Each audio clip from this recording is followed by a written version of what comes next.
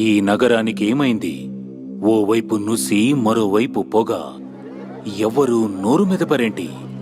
దీన్ని మౌనంగా ఎందుకు భరించాలి? ఈ నిర్లక్ష్య ధోరణికి పాడాలి చరమగీతం.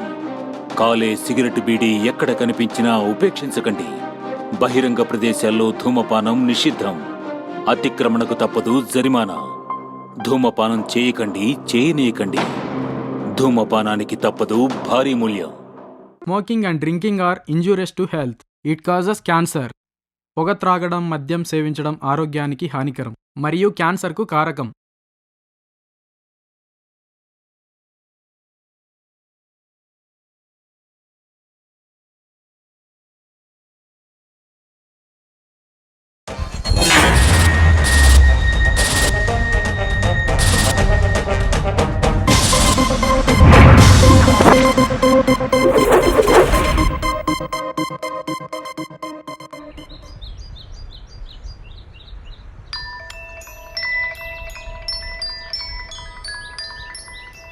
హలో, నేను ఇంకా రాలేదు.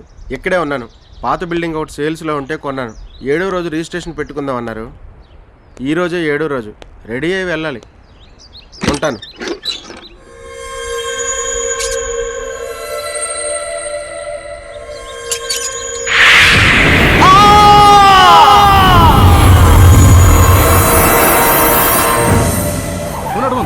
కలెక్టర్ గారు వచ్చేసారు.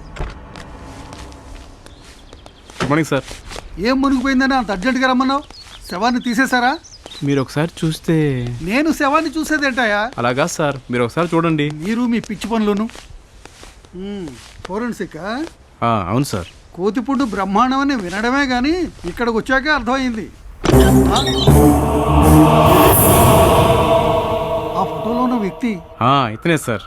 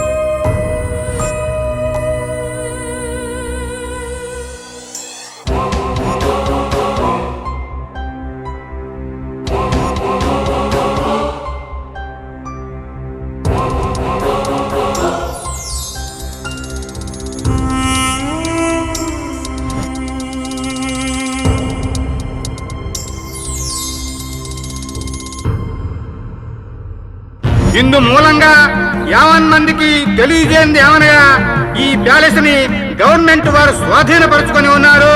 దీనికి సంబంధించిన వారసులు ఎవరైనా ఉంటే జిల్లా ఆర్టీఓ గారిని సంప్రదించవలసిందిగా కోరటమైనదాహో. Excuse me sir. రండి ఆర్డీఓ గారు, చాలా రోజులకి మీ దర్శన భాగ్యం కలిగింది. అదేదో ఇంగ్లీష్లో ఒక సామెత చెప్పినట్టు. ఏం చెప్పారు సార్?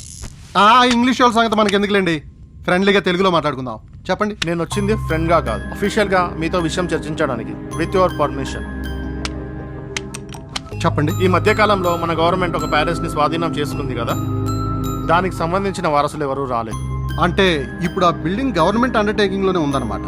అవును సార్. అలా అయితే వెంటనే మన ఆఫీస్ని అక్కడికి మార్చేద్దాం. చేయించవచ్చు, కానీ చాలా రోజుల నుండి పాడుబడి ఉంది కదా, చిన్న చిన్న మరమ్మతులు చేయించాల్సి ఉంది. కానీ ఆ ప్యాలెస్ అంటే ఆ ఊళ్ళోనే కాదు, ఆ చుట్టుపక్కల నుంచి కూడా ఎవరూ రావడం లేదు. కారణం ఇంకేముంది, భయం. మానవుడు పుట్టిన వెంటనే ఏడుస్తాడు. ఎందుకో తెలుసా? భయంతో. ఈ విషయాన్ని గ్రహించే ఆది మానవుడు ఎప్పుడో సంఘజీవిగా మారాడు. కాలం మారింది, పద్ధతులు మారాయి, కానీ భయం మాత్రం మారలేదు. ఈ విషయాలన్నీ ఇప్పుడు ఎందుకు కానీ ముందు ఆ బిల్డింగ్ విషయం మాట్లాడదాం. మన సబ్ జైలు ఉంది కదా, అందులో 5-6 నెలల్లో రిలీజ్ అయ్యే ఖైదీలు ఉంటారు కదా, అందులో ఈ పనులు తెలిసిన వారిని ఎవరైనా ఉంచి మేనేజ్ చేయొచ్చు. కానీ ఆ ప్యాలెస్ విషయం తెలిసి కూడా వాళ్ళని అక్కడ ఎలా ఉంచుతాం? ఈ మధ్య నా లైఫ్లో ఒక ఇన్సిడెంట్ జరిగింది.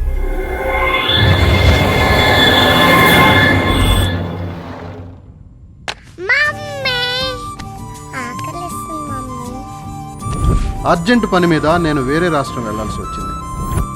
మా ఆవిడ, పిల్లలు, పని అమ్మాయి మాత్రమే ఇంట్లో ఉన్నారు. ఆ రోజు నైట్ వరకు హ్యాపీగానే గడిచింది. కానీ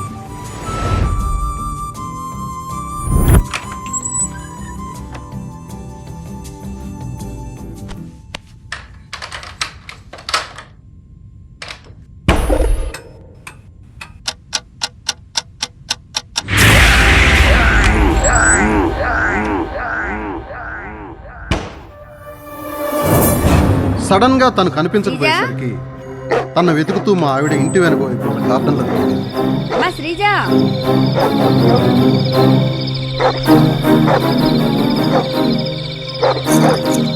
శ్రీజా,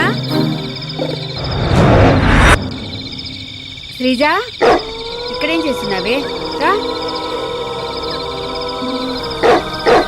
కానీ తర్వాత పాప పరిస్థితి పోను పోను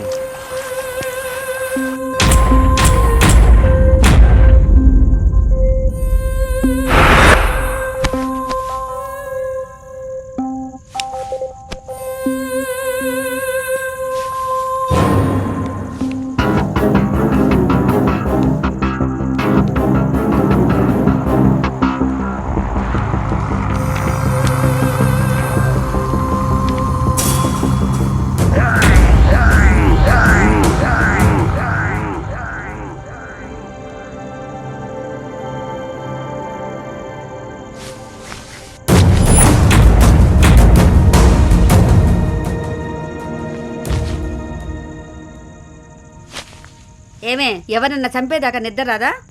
పాప చూస్తున్న బోర్డుని మా పనమ్మాయి కూడా చదివింది. దేవుని నిర్ణయం అదే అయితే దాన్ని ఎవరు తప్పించలేరు. అప్పుడు సమయం 3:30 ఈ పిల్లదయ్యో నైట్ అంతా నిద్ర లేకుండా చేసేసినది.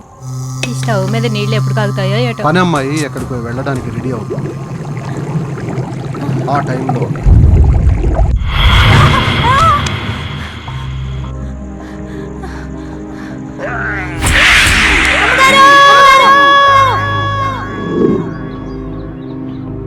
నేను ఇంటి దగ్గర లేకపోయేసరికి సావిన్య వాళ్ళ అన్నను రమ్మని పరిస్థితి వివరించింది.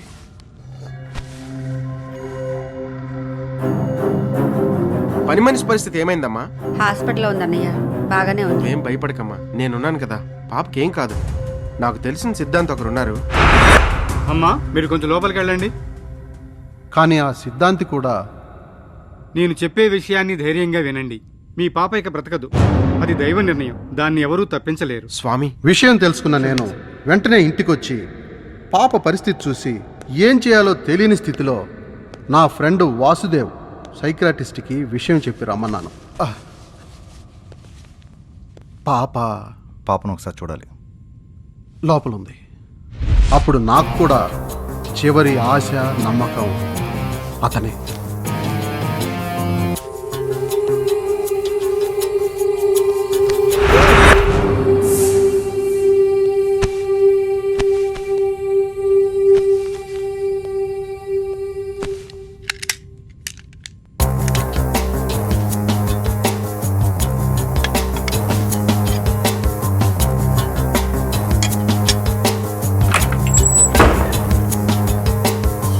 ఆ, పాప పరిస్థితి పాప పరిస్థితి బానే ఉంది, కొంచెం పరిసరాల పరిస్థితి బాగాలేదు.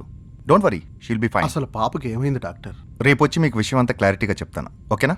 ఉంటాను. రైట్. ఓయ్, ప్రతి సినిమాలో డాన్ పక్కన ఒక అమ్మాయి ఉంటుంది. ఈ డాన్ కి ఆ సెట్ కుదురు బాగుంటుందా? స్కాచ్ బాటిల్ చీక్ ముక్కలా ఉంటారా? కరెక్టే. ఈ స్కాచ్ బాటిల్ కా సీక్ ముక్క సెట్ అవదురా. నీకు అలా అర్థమైందా? రైట్. చాలా మంది విషయంలో ఇది జరుగుతూనే ఉంటుంది, కానీ కొంతమంది విషయంలో కొంచెం ఎక్కువగా ఉంటుంది. శరీరానికి కాలపరిమితి ఉన్నట్టు మైండ్కి కాలపరిమితి ఉండదు. దాని ఆలోచనలకు అవతలు ఉండవు. అది విచ్చలవిడిగా స్వేచ్ఛగా ఆలోచిస్తూనే ఉంటుంది.